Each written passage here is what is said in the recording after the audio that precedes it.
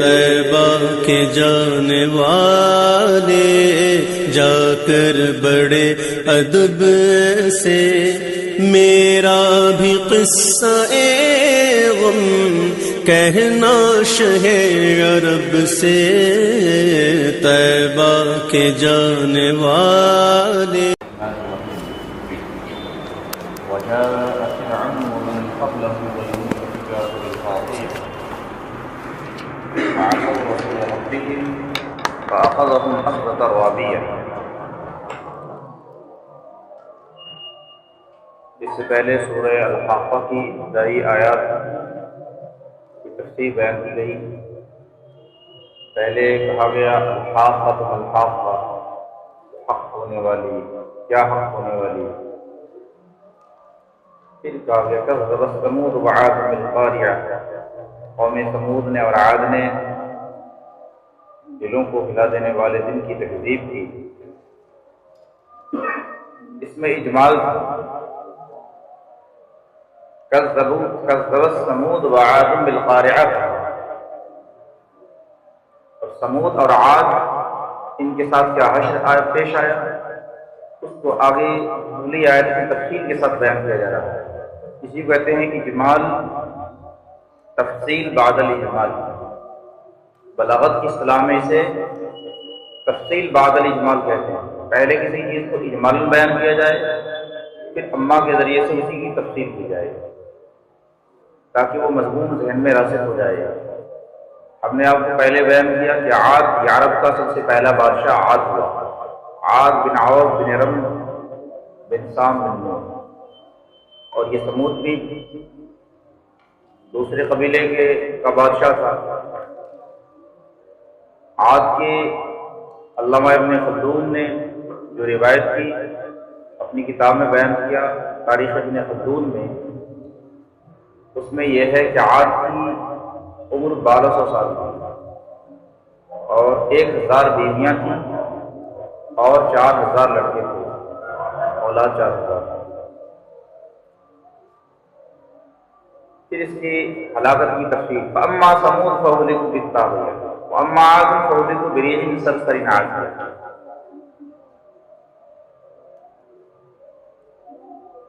اب یہاں سے ایک نیا مضمون شروع ہو رہا ہے. وجاء فرعون ومن قبله والمؤتفكات بالخاطئ. کیونکہ قوم ثمود اور قوم عاد زماناً مقدم ہے، اس وجہ سے اس کی تقدیم ہوئی، اور فرعون اور ان کے بعد والوں کا زمانہ مؤخر ہے، اس کے بعد فرعون کا ذکر آیا ہے. وجاء فرعون، اور فرعون آیا. فرعون یہ موسیٰ علیہ السلام کے زمانے کا بادشاہ تھا جس کی سرکشی بہت زیادہ مشہور ہے. بہت سارے سرکش فرما روا ہوئے، لیکن بالخصوص فرعون ہی کا ذکر کیوں آیا ہے؟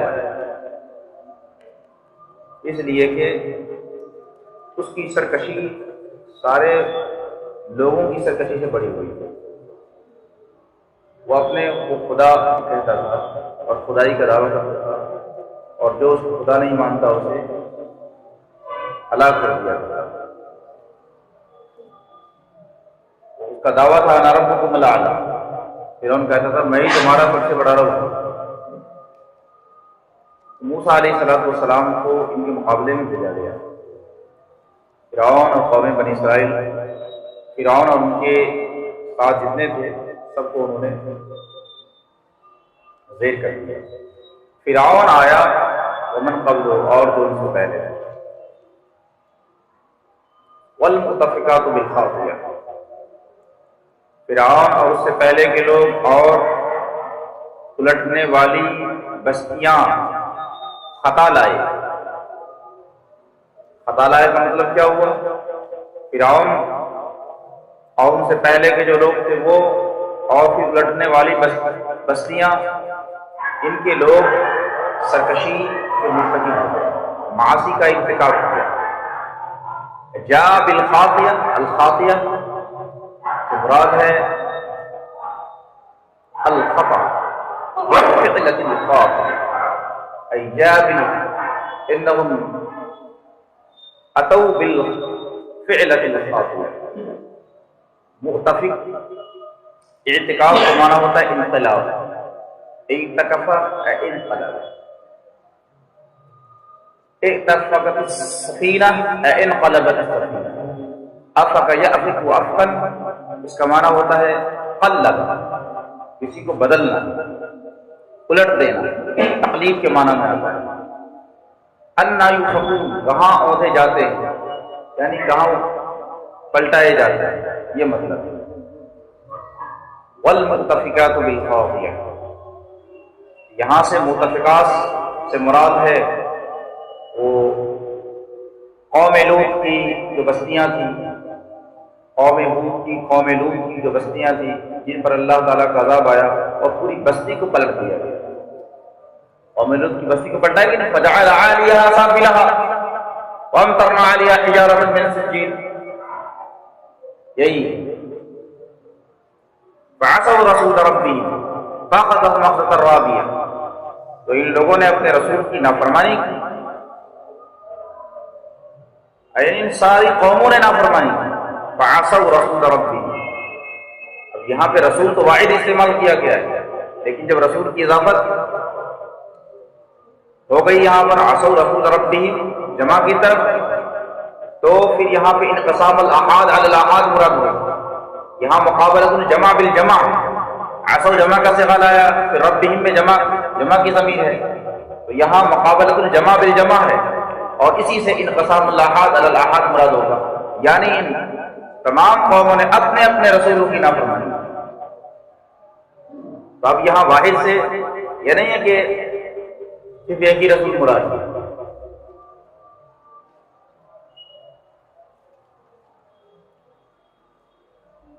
فأخذهم أخذة رابية، عصوا کے اصل کیا، عصوا، تحركت الياء والفتح ما قبلها فانقلبت ألفا ثم حذفت لالتقاء الساكنين، فأخذهم أخذة رابية، پھر ان کی گرفت کی بڑی ہوئی، ان کو ان کا مواخذہ کیا بڑی ہوئی گرفت سے، فأخذهم الضمیر یرجع الى فرعون ومن قبله والى اهل المؤتفقات، ای فاخذ اهل هؤلاء القرى فاخذهم اخذة رابية، ای اخذهم مواخذة شديدة۔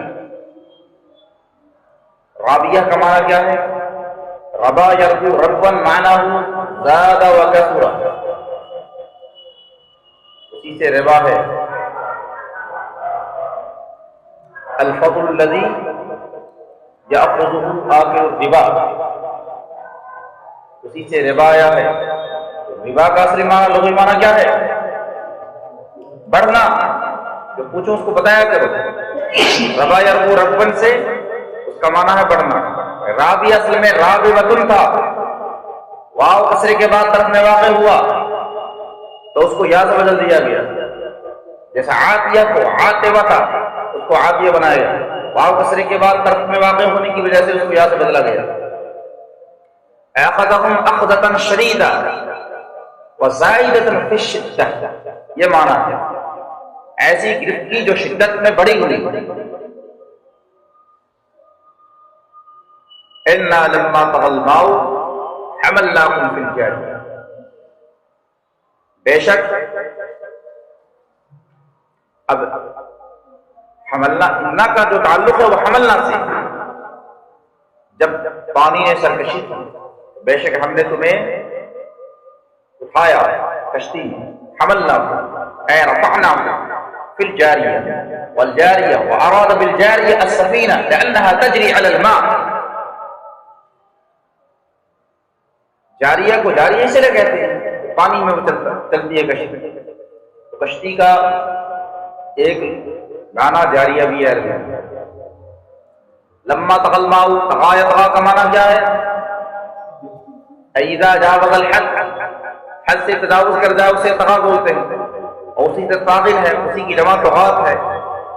تو کیا پانی سرکشی کرتا ہے، تو پانی بڑھتا ہے، اذا ارتفع الماء، پانی بلند ہوتا ہے، پانی، لیکن پانی کی بلندی کو سرکشی سے تعبیر کی، گویا کہ ارتفاع ماء کو تشبیہ دی اس طغیان انسان سے، انسان کی طغیانی سے، انسان کی سرکشی سے تشبیہ دی، اور جو مشبہ ہے اس کو الگ کر دیا اور باقی رکھا، اور مشبہ بھی انسان سے اس انسان سے تشبیہ دی جس نے سرکشی کی، اس پانی کو جو پانی بڑا ہوا وہ ہم سے، اس کو تشبیہ دی اس انسان سے جو سرکشی میں آگے بڑھا ہوا، اور پھر وہ لفظ لایا، اب انسان کا ذکر نہیں کیا جا رہا ہے بلکہ ایک ایسا لفظ لایا جا رہا ہے جو دلالت کرے اس انسان پر جس نے سرکشی کی، اسی کو استعارہ مکنیہ کہتے ہیں، ایسا لفظ لانا جو بتائے کہ اس سے مراد کوئی اور چیز ہے۔ حملناکم فی الجاریہ، حملناکم کیف حملناکم اے کنتم فی اصلاب آبائکم، حملناکم حملنا آباءکم وانتم فی اصلاب آبائکم، تم سب کہاں سوال ہوئے، تم تو بہت بعد میں پیدا ہوئے، حملنا آباءکم ہم نے تمہارے آبا کو سوار کیا اور تم ان کی پشتوں میں، سب کی طرف اسناد ہو گئی۔ جاریہ سے مراد وہ سفینہ نوح ہے، 6 مہینے تک پورے روئے زمین کا سفر کرتی رہی اور 10 رجب المرجب کو اس کا اجرا ہوا اور 10 محرم الحرام کو فاستوت علی الجودی پہاڑ پہ اٹھائے، بسم اللہ مجرہا و مرساہا، اللہ کے نام سے وہ چلتی تھی، اللہ کے نام سے ٹھہرتی۔ اس کے بارے میں مفسرین نے فرمایا کشتی کہاں تیار کی گئی، بہت اختلاف ہے، بعض لوگوں نے حضرت نوح علیہ السلام کا مسکن ہی عراق بتایا کہ عراق ان کا مسکن تھا، عراق میں یہ سارا کام ہوا، لیکن امام تبری کی جب تاریخ پڑھو گے اور امام تبری نے جو روایات بیان کی تاریخ الرسل والملوک کے اندر پہلی جلد میں، تو تمہیں معلوم ہوگا کہ نوح علیہ السلام کا مسکن عراق نہیں بلکہ ہندوستان تھا، اور یہ کسی قوم میں سرکشی کی۔ فرماتے ہیں عن ابن عباس رضی اللہ تعالیٰ عنہ فارق تنور بالہند، تنور ہندوستان میں ابلا، وقیل بالکوفہ، ایک ضعیف قول یہ ہے کہ وہ کوفہ میں، اس مقام کو میں دے کر آیا ہوں جہاں لوگ بتاتے ہیں کہ یہاں کشتی یا تنور ابلا، لیکن یہ سب ضعیف روایت ہے۔ حضرت عبداللہ ابن عباس کا جو پہلا قول ہے وہی صحیح ہے، یہ واقعہ ہندوستان میں پیش آیا، پھر یہاں سے ہندوستان سے مائگریشن ہوا عراق کی طرف، پھر نسل انسانی کا سیکنڈ مرکز عراق میں ہوا، نسل انسانی کا فرسٹ مرکز ہندوستان میں، لأن آدم علیہ السلام نزل بالہند وأقام واستقر بالہند وهو أول مسكن لابن آدم لنجعلها لكم تذكرة وتعيها أذن واعية، لنجعلها لكم تاکہ ہم اسے تمہارے لیے نصیحت کر دیں، کسے نصیحت کر دیں، یعنی اس ہلاکت کو، ان کی گرفت کو جو ہم نے گرفت کی اور بستیوں کو پلٹ دیا اور تمہیں ہم نے کشتی میں سوار کیا، اس کو ہم تمہارے لیے نصیحت کر دیں۔ ایک تفسیر تو یہ ہے لنجعلها کی ضمیر راجع ہو ان لوگوں کی طرف، طغیان ماں کی طرف، پھر حملنا فی الجاریہ کی طرف کہ ہم نے تمہیں کشتی میں سوار کیا تاکہ یہ نصیحت ہو جائے، لیکن ایک تفسیر اور ہو سکتی ہے، وہ یہ کہ لنجعلها کی ضمیر لوٹائی جائے الجاریہ کی طرف، تاکہ ہم اس کشتی کو بعد والوں کے لیے نصیحت کریں، جو دیکھے اس سے عبرت حاصل کرے، اسی کے ذریعے سے نسل انسانی کا ایک حصہ باقی رہ گیا جس سے پوری دنیا رہ گئی۔ اور یہ کشتی تو اس دور کے لوگوں کے لیے نصیحت تھی ہی، آج کے دور کے لوگوں کے لیے بھی نصیحت ہے، کیونکہ جو کشتی نوح تھی وہ دریافت ہو چکی ہے، 21ویں صدی کے اندر وہ کشتی دریافت ہو گئی، گلیشیئر پگھلنے کے بعد ترکی کے کوہ ارارات پر وہ کشتی مل چکی ہے جو 3 منزلہ کشتی ہے، جس کی عمر ناپ کی پیمائش کی گئی تو معلوم ہوا کہ یہ 5000 سال پہلے میں تیار ہے، یعنی اوپر سے جہاز گزر رہا تھا، اس نے کچھ حصے دیکھے کہ نکلے ہوئے ہیں، وہ برف میں ڈھکے ہوئے تھے، تو اس نے پھر اس پر تحقیق شروع کی کہ کیا ہے یہاں، پھر کھودا گیا۔ گلیشیئرز بولتے ہیں برف کو۔ گلوبل وارمنگ کے نتیجے میں جب برف کا پگھلا ہوا پہاڑوں پر، تو اس کے نتیجے میں وہ حصہ ظاہر ہوا۔ پھر سائنسدانوں نے اس پر تحقیق کی، کشتی کون سی ہے؟ اللہ تعالیٰ کی نشانی ہے کہ اس کشتی کی حفاظت کے لیے ایسا انتظام فرمایا کہ برف کے اندر اس کو چھپا دیا تاکہ مرور زمانہ اور اس کے حوادث سے وہ محفوظ رہے، اور اگر باہر ہوتی تو وہ سڑ گل گئی ہوتی، برف کے اندر اس کو محفوظ کر دیا۔ ٹائمز آف انڈیا نے 2010 کے اندر اس پہ رپورٹ شائع کی تھی، اس کو پڑھ لو جائے، اور قرآن کریم کی اس آیت کی تصدیق ہو جائے گی۔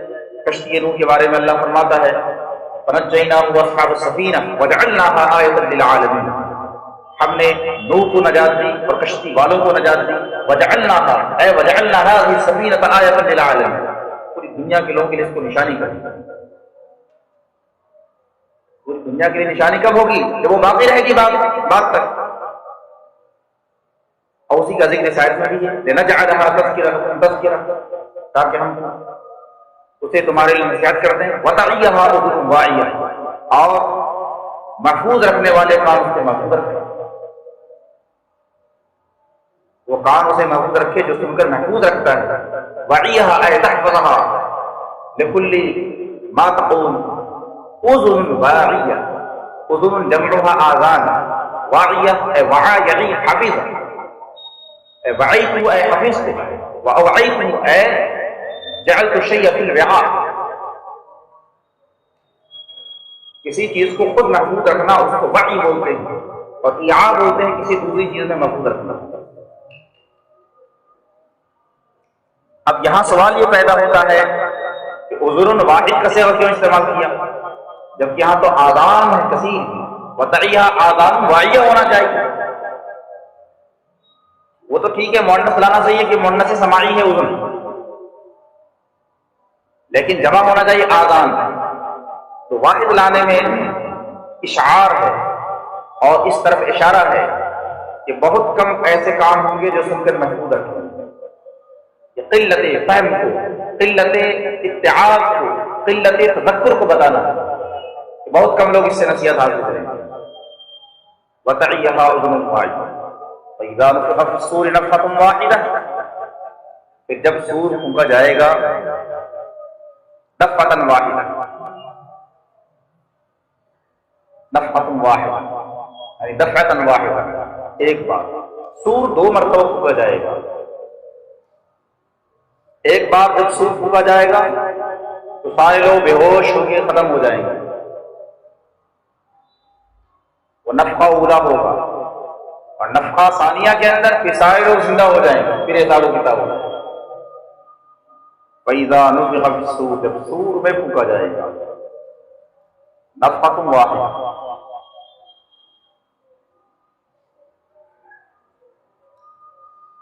اور وَحُمِلَتِ الْأَرْضُ، یہاں نفخہ میں اب نفخہ کے اندر جنا سے اشتقاق پایا جا رہا ہے، اور اس سور پھونکنے کی نوعیت کیا ہوگی وہ ہم لوگ نہیں جانتے، اللہ بہتر جانتا ہے کیسے سور پھونکا جائے گا، اور سور ہے کیا، اور اس کی وسعت کتنی ہوگی، تو اس کی تفصیل کیا ہوگی وہ اللہ بہتر جانتا ہے۔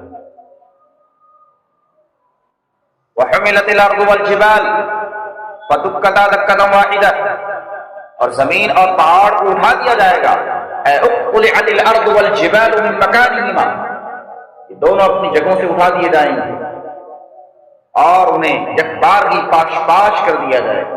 فَدُكَّتَا دَكَّةً وَاحِدَةً دَفْعَةً وَاحِدَةً وَمَرَّةً وَاحِدَةً، ایک ہی بار میں اسے پاش کر دیا۔ فَدُكَّتَا اے دُقَّتَا دَقَّةً وَاحِدَةً، الدَّقُّ هُوَ الدَّقُّ، کسی چیز کو پیس لینا، ریزہ کر دینا، اسے دق بولتے، دق یدق دقن اے دق شیء۔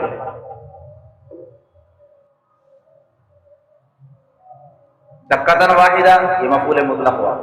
فیومئذ وقعت الواقعہ، تو اس دن واقع ہونے والی واقع ہو جائے گی، ای وقع یوم القیامہ، اے وقعت الواقعہ اے القیامہ، اس دن واقع ہونے والی، گویا کہ قیامت کا یہ دن واقعہ بھی ہے، ایک نام واقعہ بھی ہے قرآن کا، اسی سے سورۃ الواقعہ ہے، اذا وقعت الواقعہ اے القیامہ۔ وانشقت السماء، آسمان پھٹ جائے گا، یعنی جو بلیک ہول ابھی سے چھوٹا ہے وہ بہت بڑا ہو جائے گا، سارے اجرام فلک اس کے اندر سما جائیں گے۔ اذا السماء انفطرت، اذا السماء انشقت کا مظاہرہ ہو جائے گا، وانشقت السماء، اور آسمان پھٹ جائے گا۔ وہی یومئذ واہیہ، اور اس کا حال اس دن ایسا ہوگا، اتنا کمزور ہوگا، بہت کمزور ہو جائے گا، وہ اس دن کمزور ہوگا، اس کا حال پتلا ہوگا۔ واہیہ، الواہیہ مستفیہ، ضعیفۃ القوہ، وہ بہت ہی پتلا ہوگا۔ اس حدیث کو کمزور کہتے ہیں جو حدیث انتہائی ضعیف ہے، بولتے ہیں ھذا حدیث واہن، یہ حدیث واہن یعنی کمزور ہے۔ جب امام حاکم کی المستدرک پڑھو گے تو اس میں زیادہ تر یہ الفاظ ملیں گے، اس کا راوی کمزور ہے، یہ حدیث واہن ہے۔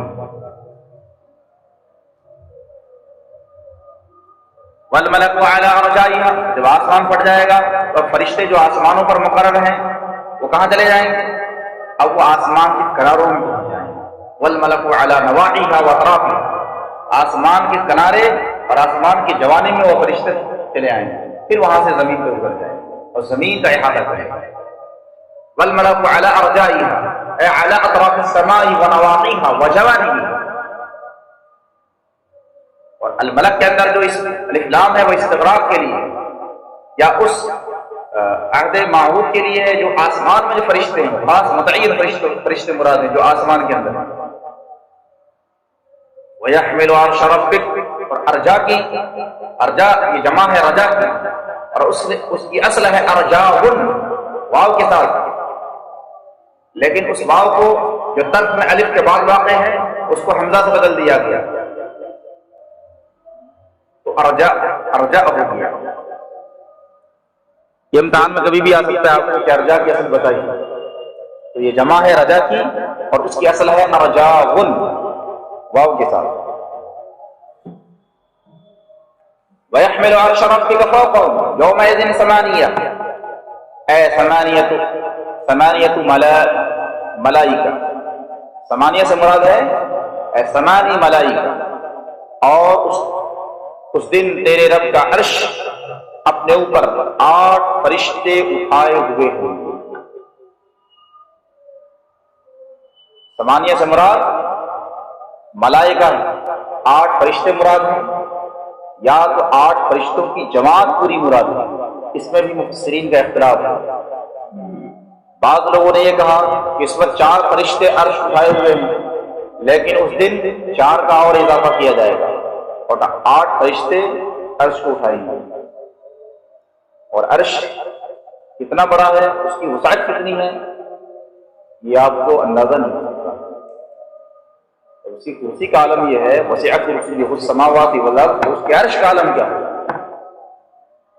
اس کی کرسی آسمان و زمین کے درمیان ہے، آسمان و زمین کی وسعت بھی تنگ پڑ جاتی ہے۔ وسع کرسیہ السماوات والارض، اس کا عرش بہت بڑا ہے۔ یومئذ تعرضون لا تخفی منکم خافیہ، اس دن پیش کیے جائیں گے اور کوئی بھی پوشیدہ رہنے والی جان پوشیدہ نہیں رہ سکتی۔ اے یومئذ تعرضون علی اللہ، سب اللہ کے حضور پیش کیے جائیں گے۔ اے تحاسبون وتجزون باعمالکم، اس کا مطلب تعرضون کا معنی کیا ہے؟ اے تحاسبون، ان کا حساب و کتاب ہوگا اور ان کو ان کے اعمال کا بدلہ دیا جائے گا۔ تو یہاں مجاز مرسل ہے، تعرضون سے تحاسبون مراد ہے۔ لا تخفی میں اور خافیہ میں جناس اشتقاق ہے۔ فَأَمَّا مَنْ أُوتِيَ كِتَابَهُ بِيَمِينِهِ فَيَقُولُ هَاؤُمُ اقْرَءُوا كِتَابِيَهْ، بس وہ جسے اس کی کتاب اس کے دائیں ہاتھ میں دی جائے وہ کہے گا لو پڑھو میری کتاب،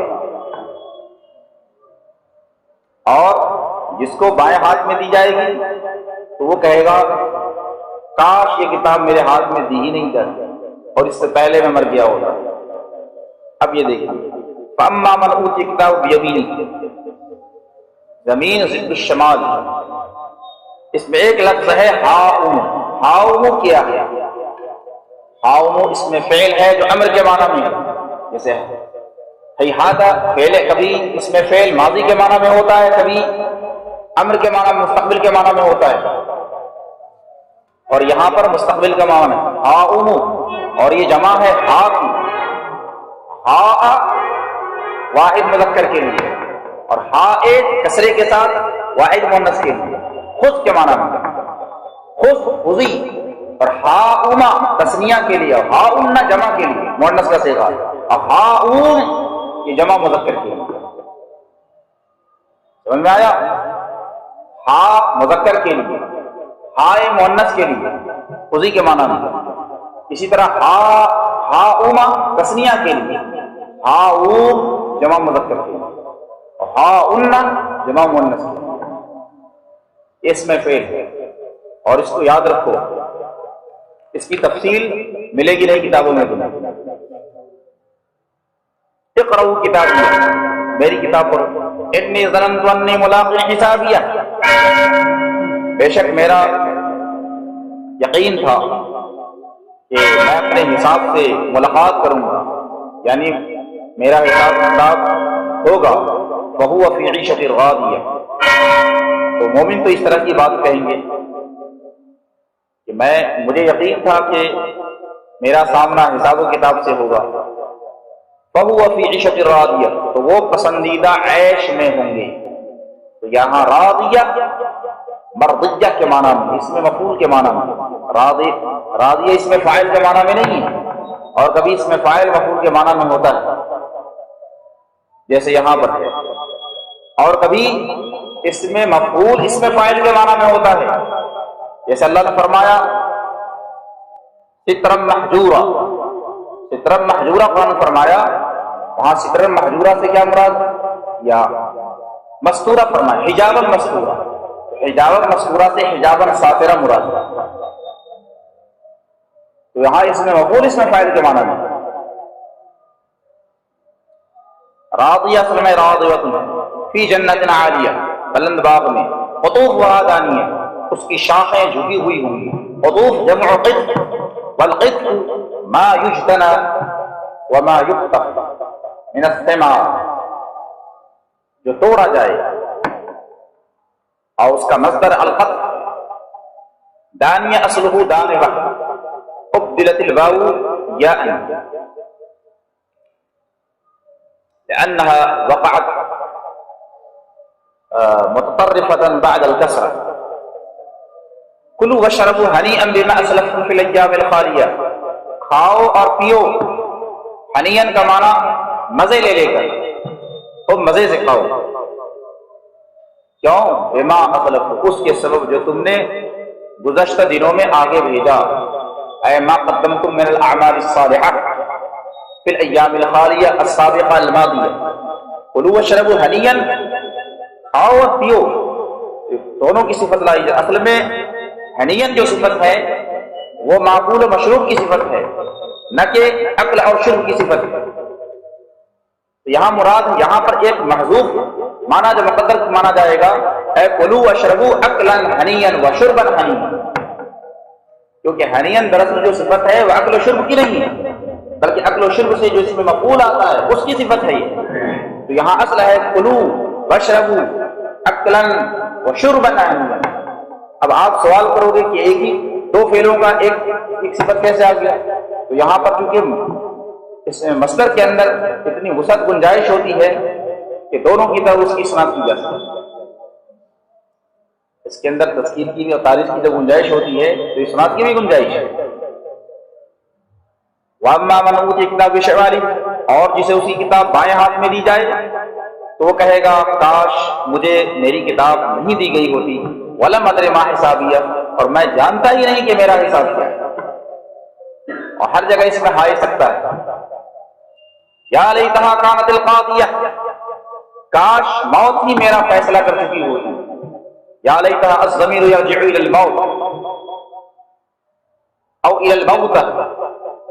اب یہ موت کا تو ذکر نہیں آیا ہے یہاں پر، لیکن یہ ضمیر لوٹ رہی ہے موت ہی کی طرف، اور یہ ذہن میں موجود ہے، اسی وجہ سے اس کو مذکور مان لیا گیا۔ القاطعہ کا معنی القاطعہ للنفس، ما غنا عنی مالیہ، میرے مال نے مجھے کچھ بچایا نہیں۔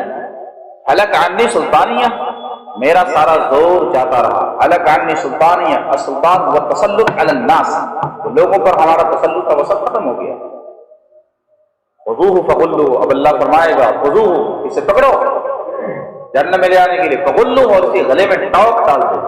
والغل بالظن والطوق من الحدید، لوہے کے ٹوق کو غل کہا جاتا ہے عربی میں، اور غلو کا معنی ہوتا ہے اس کے گلے میں ڈالو، ٹوق ڈالو، فغلو، یہ فعل ہی بتا رہا ہے کہ وہ ٹوق ڈالنے کی طرف نسبت۔ ثم الجحیم صلو، پھر بھڑکتی ہوئی آگ میں اسے ڈال دو۔ الجحیم النار الموقدہ والمسعرہ، صلو یہ فعل امر ہے، اور صلاح کا معنی ہوتا ہے داخل ہونا۔ ثم فی سلسلۃ ذرعها 70 ذراعا فاسلکوہ، پھر اس زنجیر میں ڈالو، جس زنجیر کی ذرعها 70 ذراعا فاسلکوہ، جس کی مسافت، جس کی پیمائش 70 گز، اس کے اندر اس کو پھرو اور زنجیر میں باندھ دو اچھی طریقے سے۔ انہ کان لا یؤمن باللہ العظیم، یہ عظمت والے اللہ پر ایمان نہیں لاتا تھا۔ ولا یحض علی طعام المسکین، اور مسکین کے کھانے پر ابھارتا نہیں، تو مسکین کو کھانا دلایا جائے۔ فلیس له اليوم هاهنا حمیم، تو آج یہاں پر ان کا کوئی قرابتی نہیں ہے، کوئی رشتہ دار نہیں ہے۔ حمیم اے قریب، او من یودہ، نہ ان کا یہاں پر کوئی رشتہ دار ہے نہ قریبی ہے۔ ولا طعام الا من غسلین، اور نہ کوئی کھانا ہے سوائے جہنمیوں کے بہتے کی غسلین، وہ صدید من اہل النار، صدید اہل النار، اہل جہنم کی پیپ کو غسلین کہا جائے گا۔ اے ما جرى من الجراح عند الغسل،